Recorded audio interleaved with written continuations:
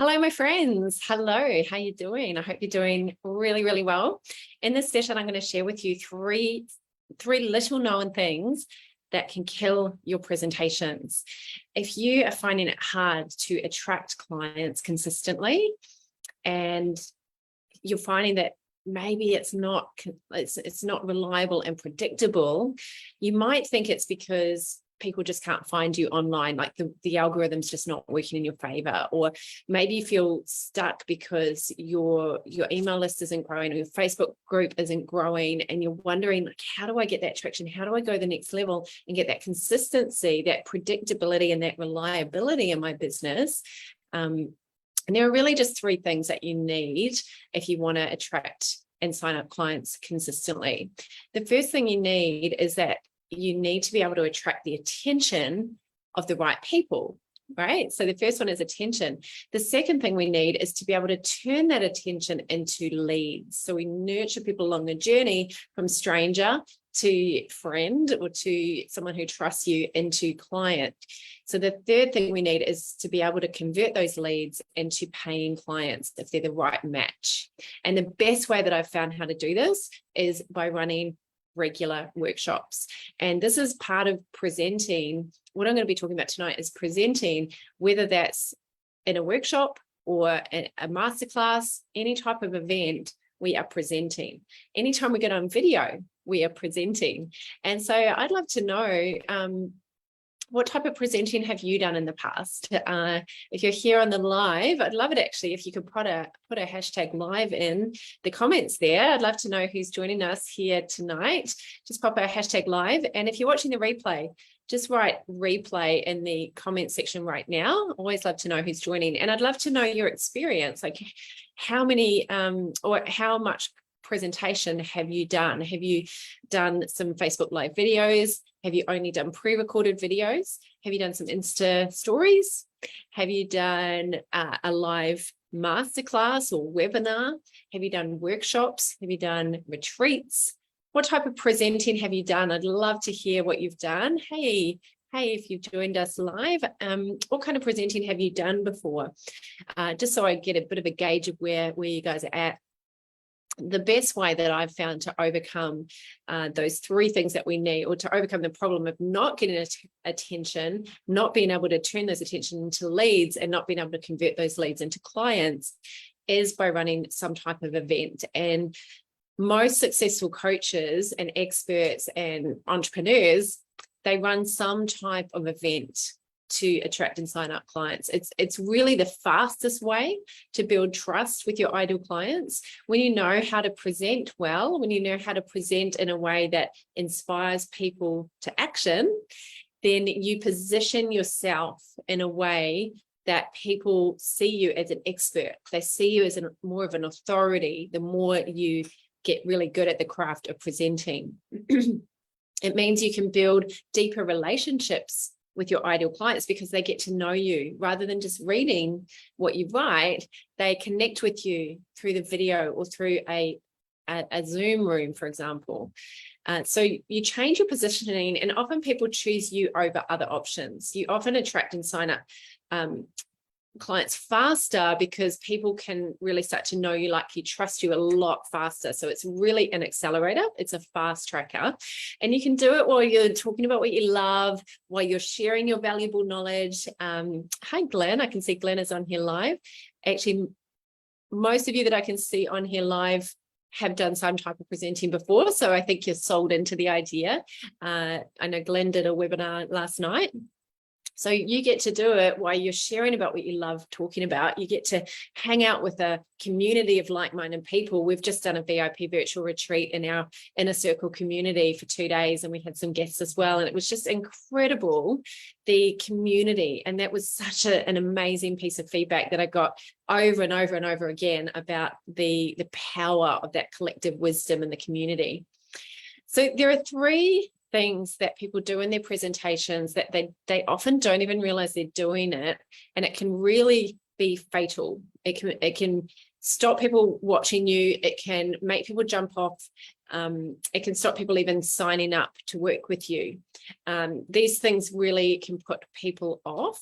So I'm going to go through these, and these are more little known things. These are really obvious ones, but these are a little bit less obvious. People don't always think about it before.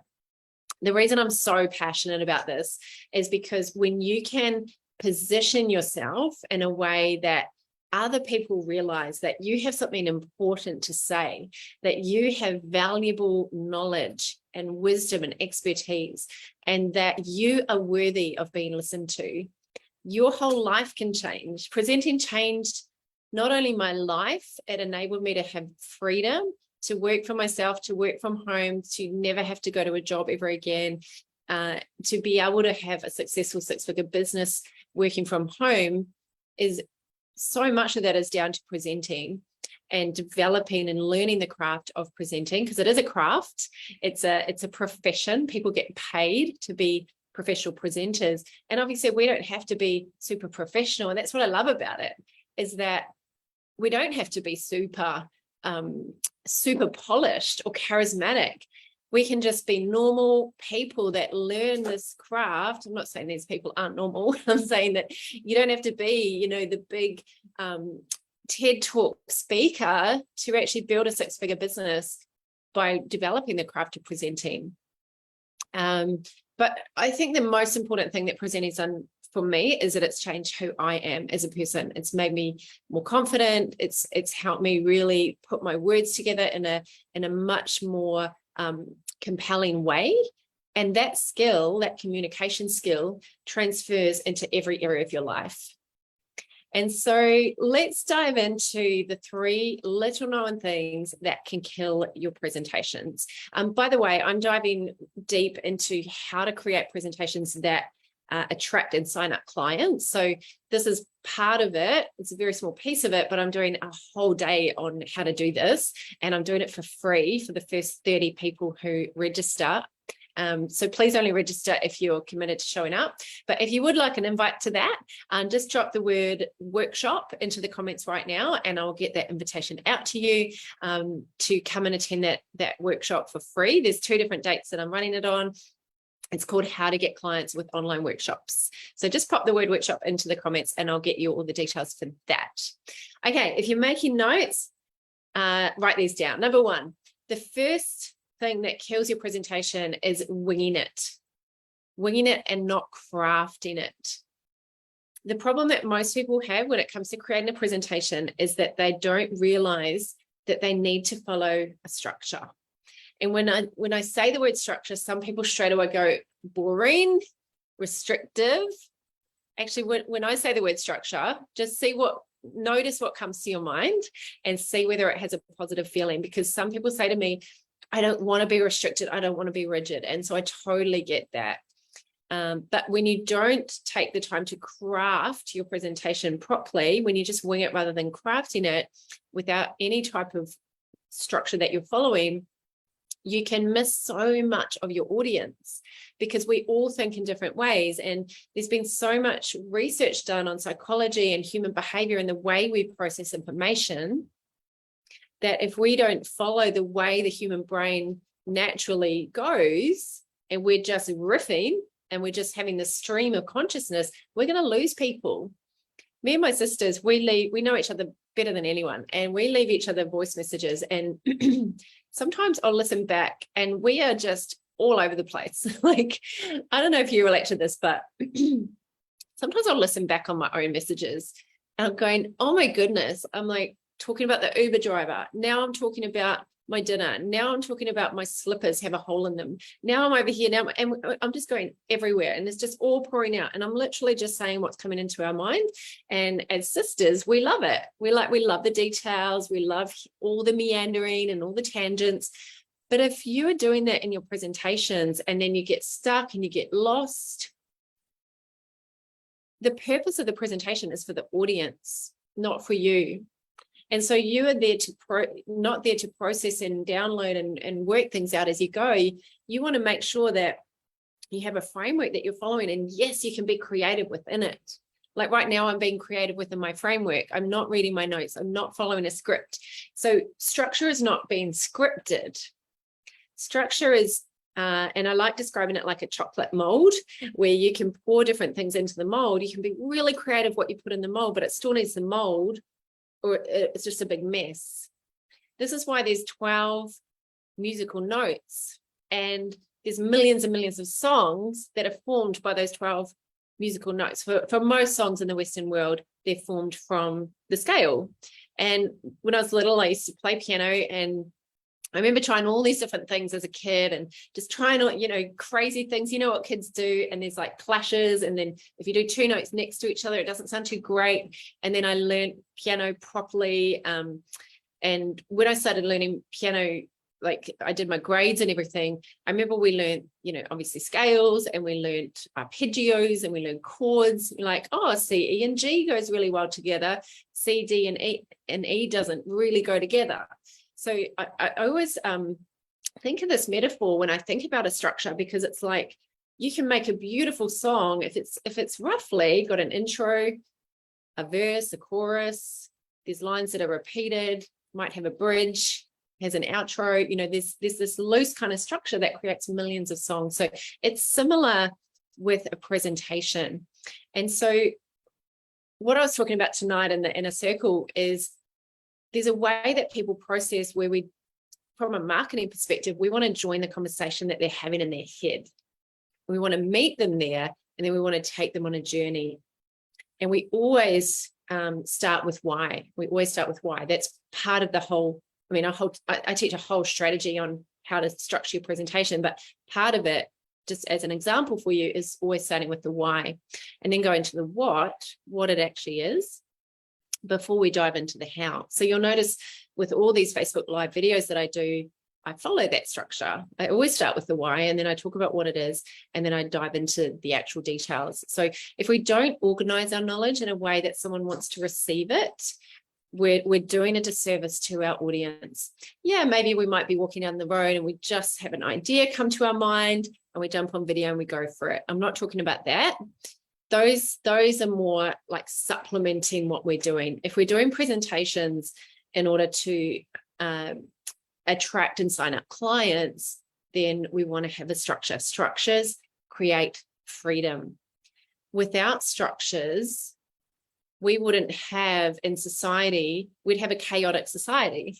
We wouldn't have bridges and hospitals and roads and organizations. It would just be chaos. It would be disorder. And so we want to make sure that we're not just presenting to entertain. Even the best entertainers in the world, they take the time to really craft their delivery. When you follow a structure, you can still flow from your heart. You can still be intuitive. You can still tell the stories that pop into your mind. And it is actually good to do that. It is good to allow spontaneity within that flow. So the first thing that can kill your presentation is winging it without crafting. Number two is focusing on yourself and not on the audience. This one just about took me out because I was so afraid. And I remember working one-on-one with people for 8 years because I was so resistant to speaking to a group. I hated the limelight. I hated the spotlight. And it just about stopped me from really having the freedom in the business that I want, because such a big part of my business is now presenting. But I remember when I first came across the idea, I remember a guy was talking. I remember it so clearly because it was like I got paused and I realized I have to learn this, because I was so focusing on myself and my self-consciousness and what people would think and what I look like and all of that. And it kills your presentation. Think of a time where you've been in a presentation and you can see that the person is just really self-conscious. How does it make you feel when someone is thinking about themselves, what they look like, how they sound, and they're just so self-focused? And when people show up on Facebook Live video, often they're very nervous. And I mean, I still get nervous. I'm not nervous with something like this, but if the situation is quite high stakes, like if I'm invited to someone's podcast, or I'm giving a presentation on a summit or live in person, I do still feel those nerves, and there's nothing wrong with feeling nerves. But if your nerves are making you so self-conscious that you're thinking about yourself and not your audience, it ends up that you're not able to be really present and allow the flow to come through you, because you're so busy thinking about yourself. And so when we think about our audience, if we can think about our audience before we jump on the Facebook Live, like really drop in. Like I sometimes sit before I come onto the Facebook Live and I think about the person. What are they going through on a Wednesday at 8 o'clock? What might they be feeling? What do they need to hear tonight? And I think about you guys. I think about, how can I present this information? How can I communicate this in a way that you catch it and you absorb it and you apply it and you take action on it? And so the more you think about your audience, the less nervous you'll be. The other thing that really helps here is to visualize speaking to a lot of people. I remember when I was speaking at the International Convention Centre in Sydney, and it was the biggest event that I'd ever spoken at. It was a dream. It had been on my vision board for 9 years to speak at this big, beautiful building in Darling Harbour. And I remember when I got up, when the MC introduced me and I got up, because I'd visualized it so many times, I didn't feel any fear. It felt so normal, because your unconscious mind doesn't know what's real or what's imagined. So when you imagine speaking to big audiences, your unconscious mind thinks it's real, right? That's why we cry in movies. That's why we feel things. Our body reacts to things that aren't even real. That's why my mum cries at ads that aren't even real. So if you can really visualize this, you'll find that you'll be less self-conscious and less focused on yourself. And for me, like before I go to sleep, I often visualize speaking to thousands of people, because when it happens, and it's going to happen, then I'll be ready. My body will be ready. It's like, this is normal. So you make it normal. And when you've structured it well, when you've crafted it, when you've really taken the time to put it into a formula, like people do with their TED Talks, you know, a lot of people that do TED Talks, they literally practice for hours a day for months. Some people take like 3 months of work and just practice, craft and practice, and then you'll be less focused on yourself as well, so that you can really show up in the best possible way for your audience. And then number 3, the third thing, little known thing that can kill your presentation, is undersharing or oversharing. And a lot of people say to me, how do I know? How do I know what's oversharing and giving too much? And how do I know what's not giving enough? So undersharing is being a bit stingy and holding back from giving. And it's so important, if we want to build trust, that we give plenty of free value. I find that the more I give, the more clients I get. That's just what I've found. There is a line where we can give too much though, and we don't ask for that person to actually work with us. So we always have to provide great value, whether that's free or not. It's not just, oh, I'm going to hold back all of my awesome value only for my paid clients. No, we've got to give great value for free as well. And if you think about all the years and years of study and research that you've done, you would not be able to put that all out there. You wouldn't be able to put it into one presentation or one course or even a week's or a month's worth of content. No way. So we want to make sure that we're being generous, that we're giving really genuine value, not just fluffy stuff, not just like our, chuck it together stuff, but substance, content that has real life application, even if it's for free. Now, on the flip side is oversharing. And I used to do this all the time. Whenever I ran an event, I'd give so much away, like this massive banquet, and people would leave really full. Now, I still struggle with this. I still give a lot away because I just want to give so much value, but it can be a disservice to people if they feel that they can go and do it on their own. So you want your presentations to give lots of value, but You don't want to give too much. You always want to leave people satisfied and hungry, not full. Satisfied, but still a little bit hungry for more, because that sparks curiosity for the next point, for the next step, where you can actually walk with them on the journey, hold their hand, be with them, join the dots, and journey that with them, rather than them thinking they can do it on their own. Because most people can't. Most people are not motivated or skilled enough to take what you're saying and apply it to their life and be like a self-motivated applier. Most people aren't like that. So there is a sweet spot in the middle between being generous and not giving away everything you have all at once. It's like Goldilocks, right? Remember the story where the porridge was just right? And a lot of people ask me, like, how do I know the difference between what content to share and what content not to share? And it's very case by case, because it depends where you're showing up. There is an art to it and there's a science to it. So it requires crafting it, it requires mapping it out, and it requires looking at it in the big picture and not just what you're doing in that one piece of content or that one video. So we want to think of it like a client journey. And remember, there are people that don't know you and there are people that know you well. So always think about the purpose of every piece of content. So what you present in your Facebook group, there's people that are warmer than what you present on a video to a Facebook ad.